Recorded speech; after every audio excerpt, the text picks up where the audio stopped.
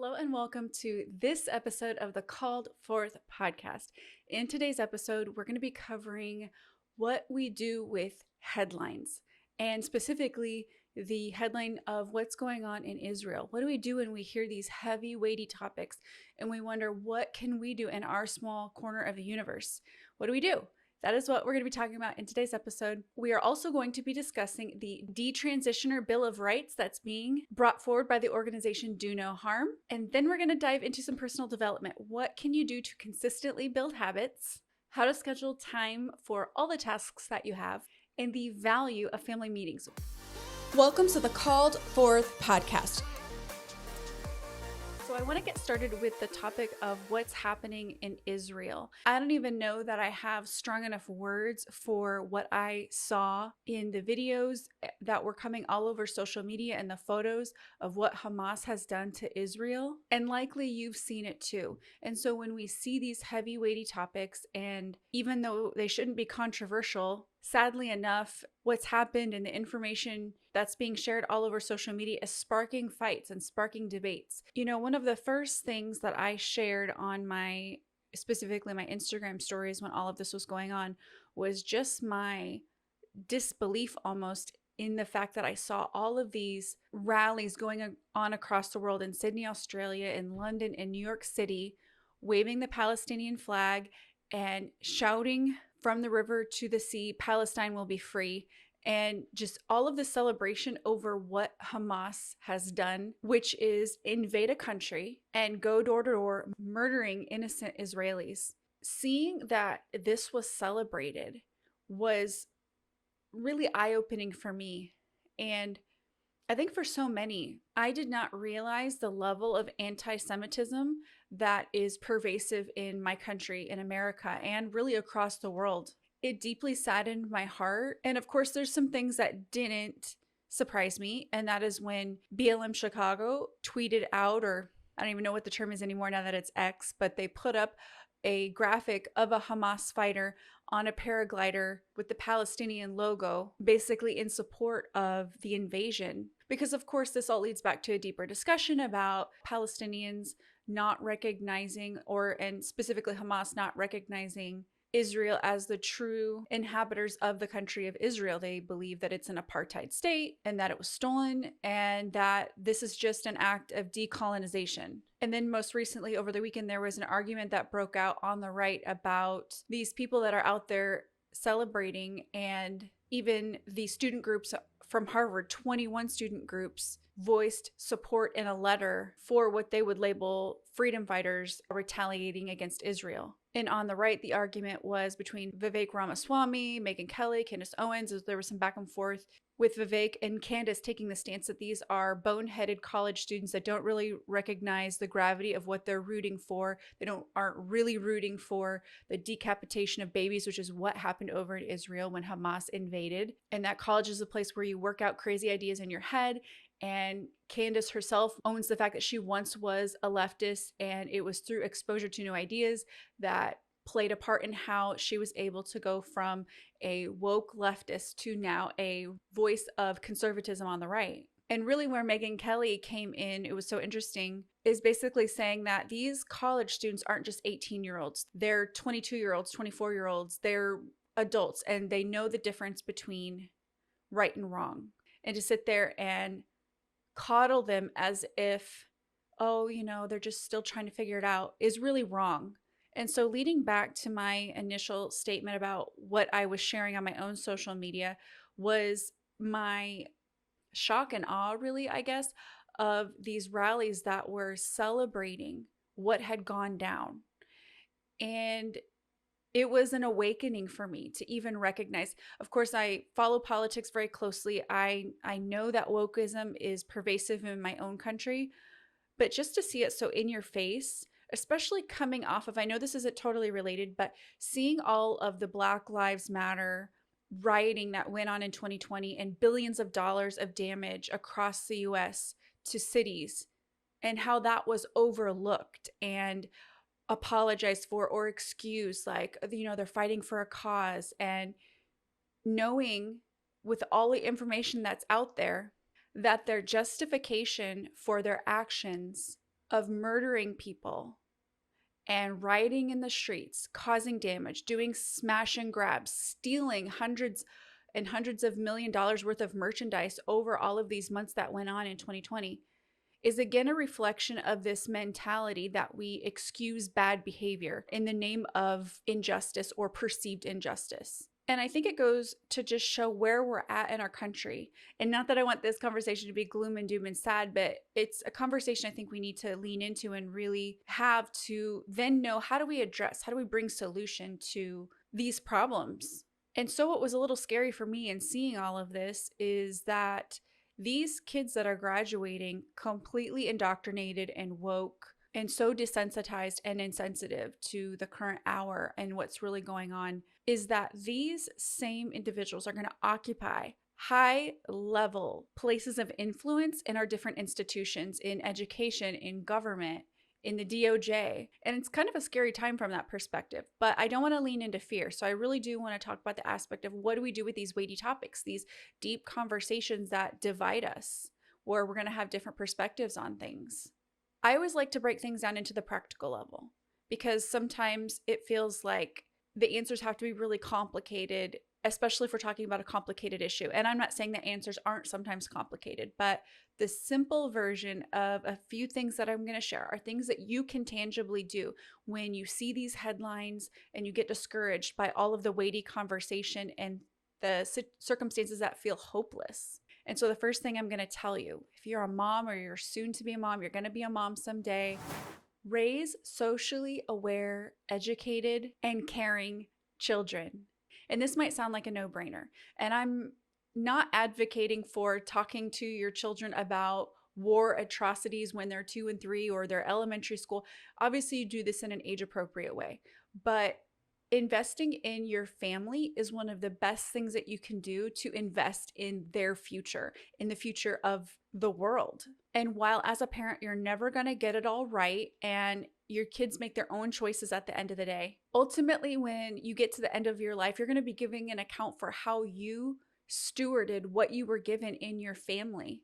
And of course, if you're listening to this and you're an older mom and you feel like, gosh, I wish I had stewarded better when I was younger, you have to understand that wherever you find yourself right now, God is a great redeemer, and you can be present with where you're at right now and the future in your children's lives and your grandchildren's lives. But as a mom, whatever age your kids are right now, raising socially aware kids who are caring and who know not just to believe everything they read on the internet and everything that the people that they admire, the influencers that they see on social media, even their teachers and people in authority over them. It is important to raise children who are critical thinkers and aren't just absorbing information that they're fed, but also doing their own research as well. Obviously, there has to be some sort of place of trust.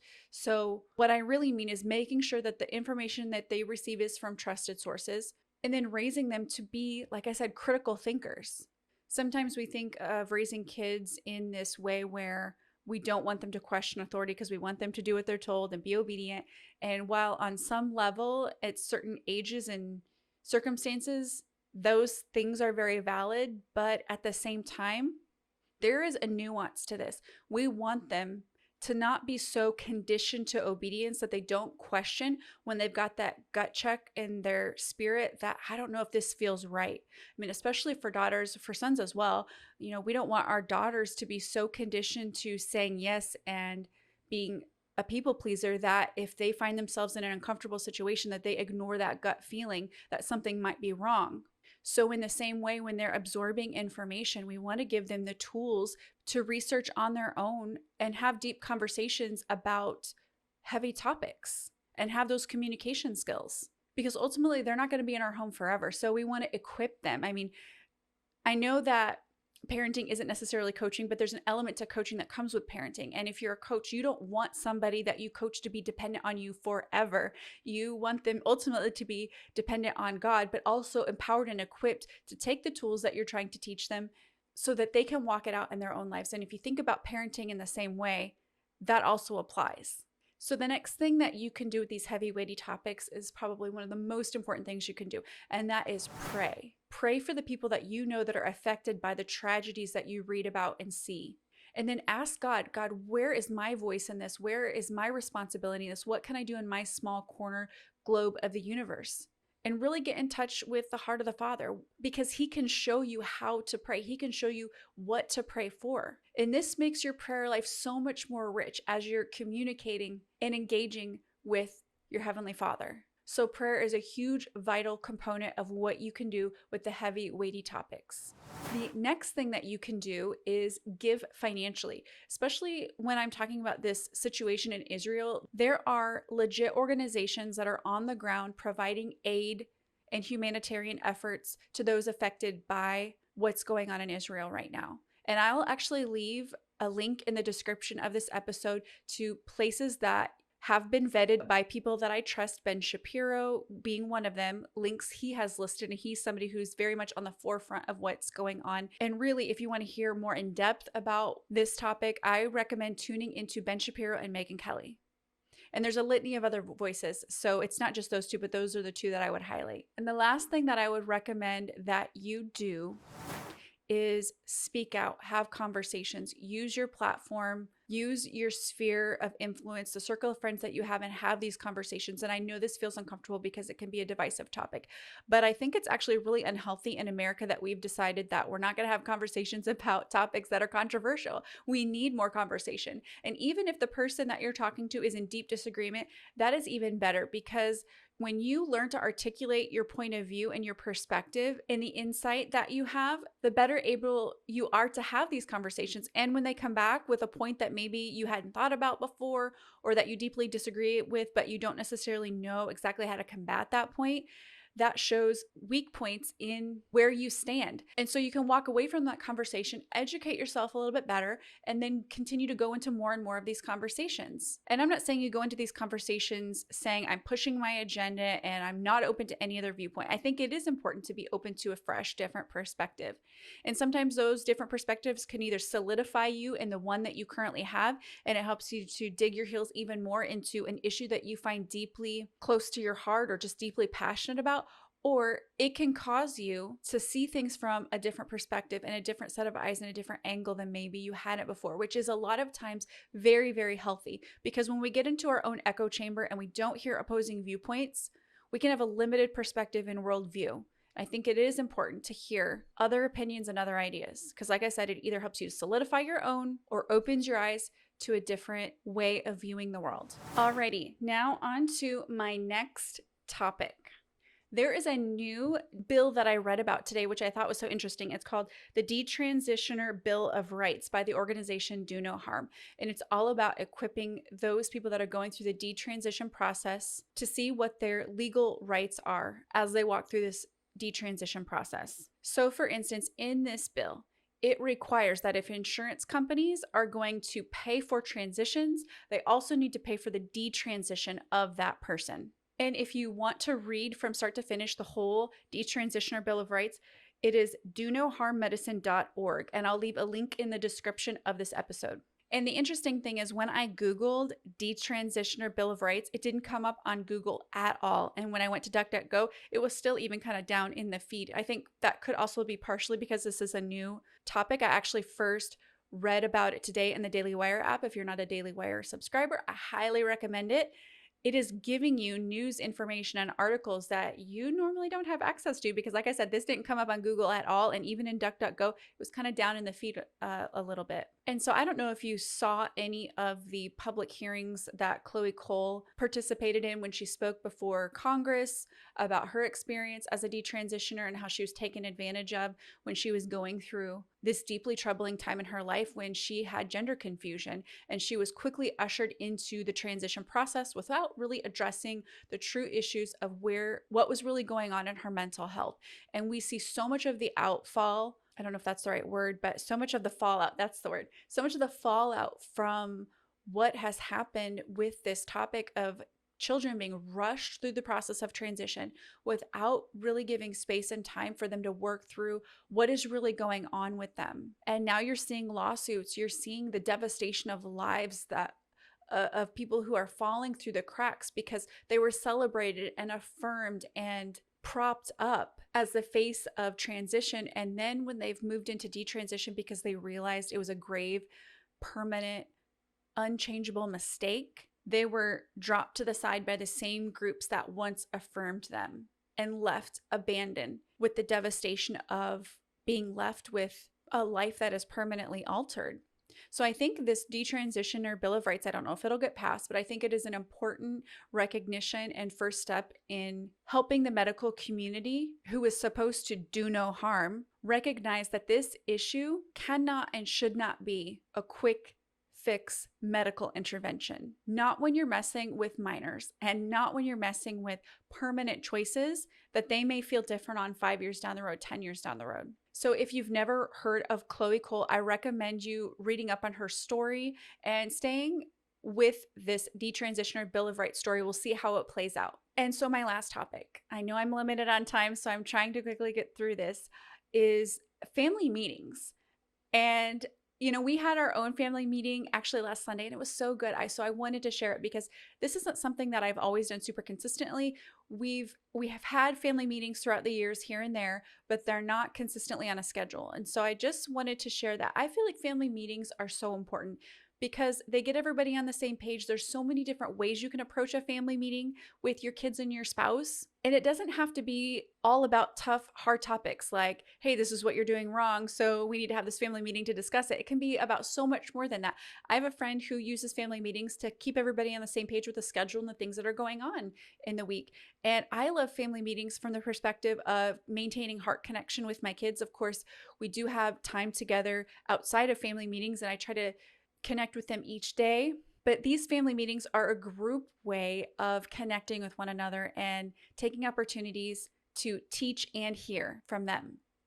So, for instance, my whole goal of this specific family meeting was to go over the love languages and find out what are my kids' love languages, share with them what my husband and I's love languages are so we can better be in communication with one another to show each other love and for them to be aware of this is how I receive love in the most tangible way. And so there's this book, Keep Your Love On. I'm actually going through separately with a group of ladies. And so I just took this portion of the book where it describes love languages, and each person read the few paragraphs that describe what the love language is. And we went around and we shared, like, these are our top 2 love languages. And I wrote them down. I put them in our group family text that we have, so that it was on record and easily accessible and available. And it's a way for everyone to then be intentional to know, okay, if I want to show this person love, this is the best way that they receive it.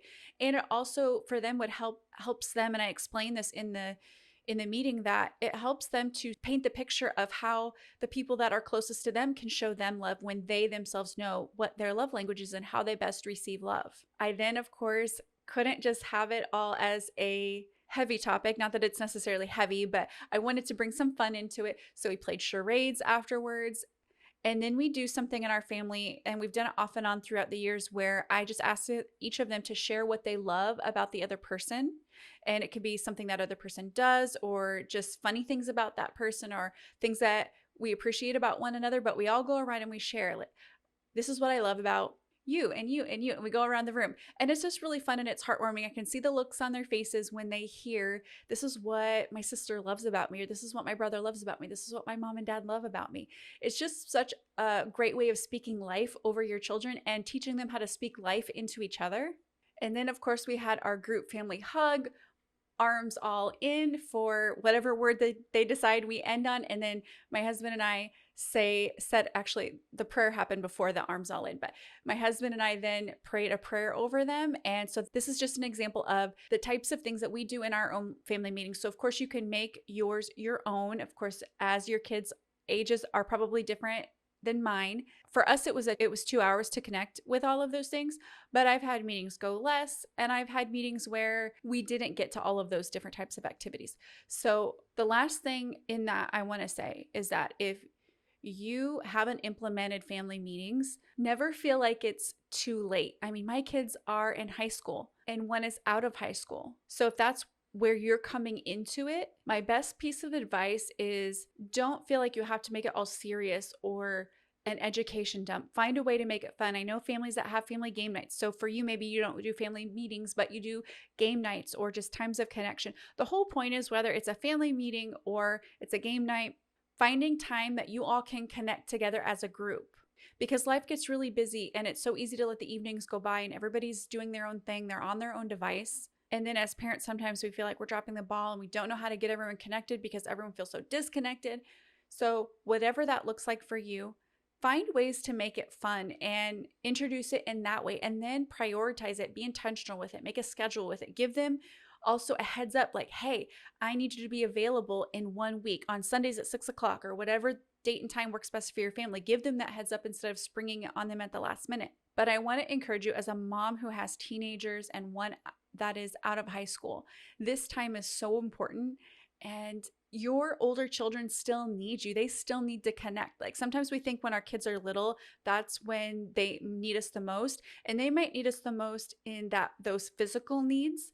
But as your kids get older, they're going to need more from you emotionally and mentally. And so don't ever be under the illusion that your kids don't need you anymore, because they absolutely do. They still need those late night conversations. They still need you, even though it feels uncomfortable sometimes for them, for you to address specific topics like sex and dating and boundaries and all of the things. They still need that. And it might for them initially feel a little uncomfortable, but the more you keep that dialogue open and you have some of these tough conversations, the better equipped your kids are going to be. So use grace, ask for God's grace as you're walking this out. I know I don't always walk this out perfectly, but by the grace of God, he is helping me to walk this out perfectly and perfect. So go before God, ask for his insight and wisdom before you approach and do these things, and then do your best to just walk it out. You don't have to be perfect to walk it out. Your kids don't need you to be perfect to walk it out. They just need you to show up as best as you can. So that is all for this week's episode of the Called Forth podcast. Thank you for tuning in. I look forward to connecting with you next week.